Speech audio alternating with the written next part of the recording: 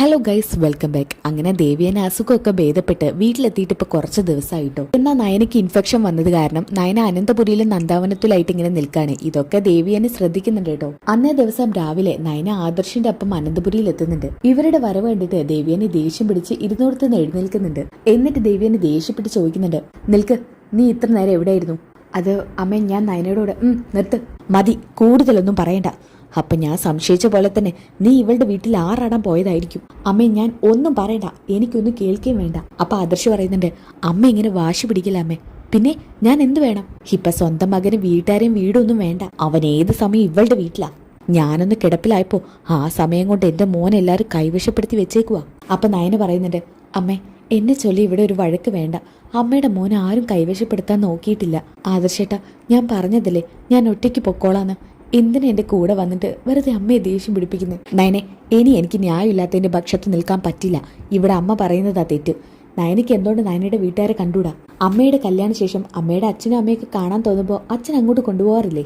അതുപോലെ തന്നെ ഏതൊരു പെണ്ണിനും അവളുടെ അച്ഛനും അമ്മയെ കാണാൻ തോന്നും. അപ്പൊ ദേവ്യാനി പറയുന്നുണ്ട്, എടി, നീ എന്താടി എന്റെ മോന്റെ മേൽ കുത്തിവെച്ചത്?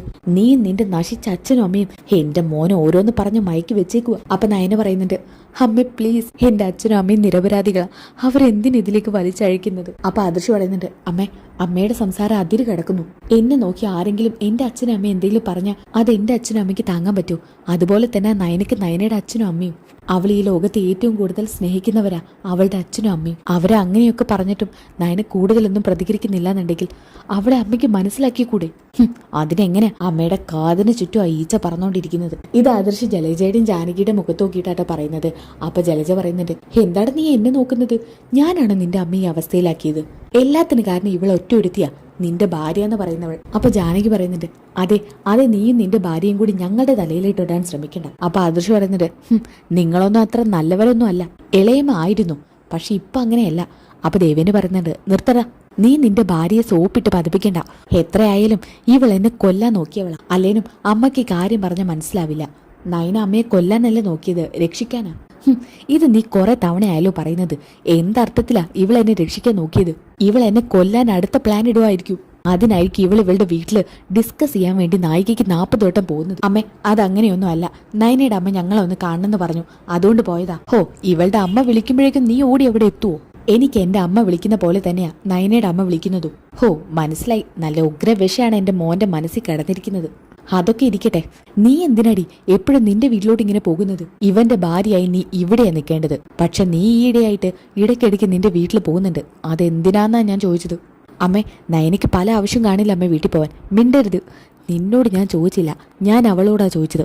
അതിനുള്ള മറുപടി അവൾ തന്നാ മതി. അപ്പൊ നയന പറയുന്നുണ്ട്, അമ്മ കാണണമെന്ന് പറഞ്ഞപ്പോ അമ്മ കാണണമെന്നോ? എല്ലാ ദിവസവും അവക്ക് നിന്നെ കാണണമെന്നുണ്ടോ? സത്യം പറയടി, എന്തിനാ നീ അങ്ങോട്ട് പോകുന്നേ? അപ്പൊ ജാനകി പറയുന്നുണ്ട്, അങ്ങോട്ട് ചോദിക്കേട്ടതി, അവള് കണ്ടില്ലേ ഉത്തരം മുട്ടി നിൽക്കുന്നത്? അതിലൂടെ തന്നെ മനസ്സിലാക്കാം അവൾ പൂർണ്ണമായും ആദർശിനെ കൈക്കലാക്കാനാ അവരെയും കൊണ്ട് ഇടയ്ക്കിടയ്ക്ക് അവളുടെ വീട്ടിൽ പോകുന്നത്. അപ്പൊ ആദർശ് പറയുന്നുണ്ട്, വെറുതെ ഓരോന്ന് പറഞ്ഞ അമ്മയുടെ മനസ്സിൽ വിഷം വെക്കണ്ട, ഞാൻ പറയാം. അമ്മേ, ഞാൻ നയനയുടെ വീട്ടിലേക്ക് മാത്രമല്ല പോകുന്നത്. ഇടയ്ക്ക് നയനയ്ക്ക് ആവശ്യതയുണ്ടായിരുന്നു. അവളെ ഡോക്ടറെ കാണിക്കാനൊക്കെ ആയിരുന്നു പോയത്. നിർത്തറ, നീ വിശ്വസിക്കാൻ പറ്റുന്ന വല്ല നുണയും പറ. ഇതൊക്കെ പറഞ്ഞ ആര് വിശ്വസിക്കാനാ? ആഴ്ചയിൽ 1-2 ദിവസങ്ങളിലൊക്കെ നിനക്ക് ഇവളെയും കൊണ്ട് ഹോസ്പിറ്റലിൽ പോകണം അല്ലേ? അമ്മേ, മതി അമ്മേ, ഒന്ന് നിർത്ത്. ഒന്നാമത് എനിക്ക് തലവേദനിക്കുന്നു. നയനെ, പറ്റുമെങ്കിൽ എനിക്കൊരു ചായ ഇട്ടുക. ഇതും പറഞ്ഞ് ആദർശ് അവിടെ നിന്ന് ദേഷ്യം പിടിച്ച് പോകുന്നുണ്ട് കേട്ടോ. അപ്പൊ ദേവേന് പറയുന്നത്, നിൽക്കടി, നീ എങ്ങോട്ട് ഈ പോകുന്നത്? ഇപ്പോഴും ഞാൻ ചോദിച്ച ചോദ്യത്തിന് ഉത്തരം കിട്ടിയിട്ടില്ല.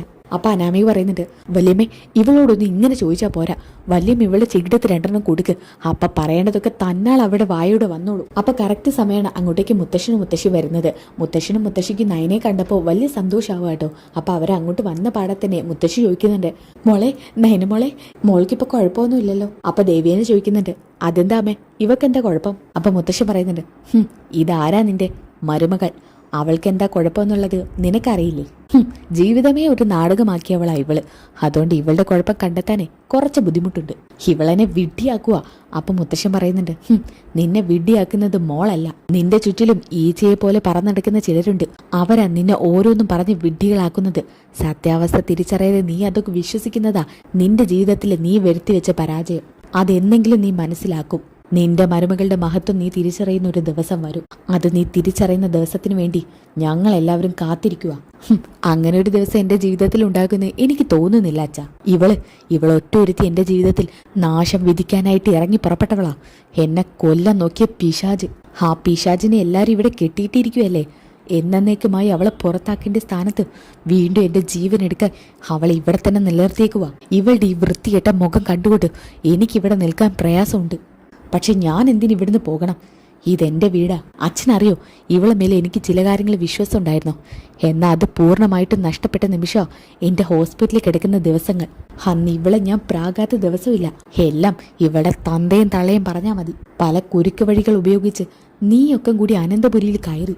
അത് പോരാത്തതിന് അനന്തപുരിയിലെ ഓരോരുത്തരുടെ ജീവൻ എടുത്തിട്ട് നീ ഇതൊക്കെ സ്വന്തമാക്കാൻ ആഗ്രഹിക്കുന്നുണ്ടെങ്കിൽ അതൊക്കെ മറന്നു കളഞ്ഞേക്ക്. അതേസമയം തന്നെ ജയൻ അങ്ങോട്ട് ദേഷ്യം പിടിച്ച് വരുന്നുണ്ട് കേട്ടോ. ദേവിയാനി മതിയാക്ക്. ആരുടെ മുന്നിൽ വെച്ചാ നീ ഇങ്ങനെയൊക്കെ സംസാരിക്കുന്നത്? അച്ഛന് എനിക്ക് റെസ്പെക്റ്റ് ഉണ്ട്. എന്നാ ഇവളെ എനിക്ക് കാണണ്ട. ഇവളെന്റെ മുന്നിലുണ്ടെങ്കിൽ എനിക്ക് പിന്നെ ചുറ്റിലുള്ളത് ഒന്നും ഓർക്കാൻ പറ്റില്ല. ദേവിയാനി നിർത്താനാ ഞാൻ നിന്നോട് പറഞ്ഞത്.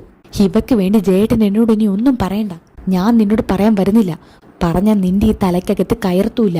ഒരു നാളിൽ നിന്നെ ഭാര്യയായി കിട്ടത്തിൽ ഏറ്റവും കൂടുതൽ സന്തോഷിച്ചവനാ ഈ ഞാൻ. എന്നാ ഇന്ന് നിന്നെപ്പോലെ ഒരുത്തി എനിക്ക് വിവാഹം കഴിക്കേണ്ടി വന്നതിൽ ഞാൻ ഖേദിക്കുന്നുണ്ട്. ജയേട്ടാ മിണ്ടരുത്. നീ ഇനി ഒരു അക്ഷരം മിണ്ടരുത്. ഒരാളുടെ മുഖത്ത് നോക്കി അയാളോട് ഇത്രയും നിലവാരമില്ലാത്ത രീതിയിൽ സംസാരിക്കാൻ മാത്രം അതപ്പത്തിച്ചു പോയോ നീ? അയാൾ എന്തും ചെയ്യട്ടെ, അയാൾ എന്തും പറയട്ടെ എന്ന് കരുതി നമ്മൾ എന്തും വിളിച്ചു പറയാന്നാണോ? ദേവേനി, ഇപ്പൊ ഞാനൊന്നും പറയുന്നില്ല. ഒരിക്കൽ നീ ഈ മോളോട് ഇങ്ങനെയൊക്കെ സംസാരിച്ചതിന് കാലിൽ വീണ് മാപ്പ് പറഞ്ഞാലും മതിയാകത്തില്ല. നീ എന്തൊക്കെ ചെയ്താലും ഈ കുട്ടിയോട് പറഞ്ഞ വാക്കുകൾ തിരിച്ചെടുക്കാൻ പറ്റത്തില്ല. അപ്പോഴത്തെ നിന്റെ അവസ്ഥ മനസ്സിൽ കണ്ടുകൊണ്ട് പറയാ, എനിക്കതൊന്നും കണ്ടു നിൽക്കാൻ പറ്റില്ല ദേവിയാനി. ദയവ് ചെയ്ത് നീ മോളോട് ഇങ്ങനെയൊന്നും സംസാരിക്കരുത്.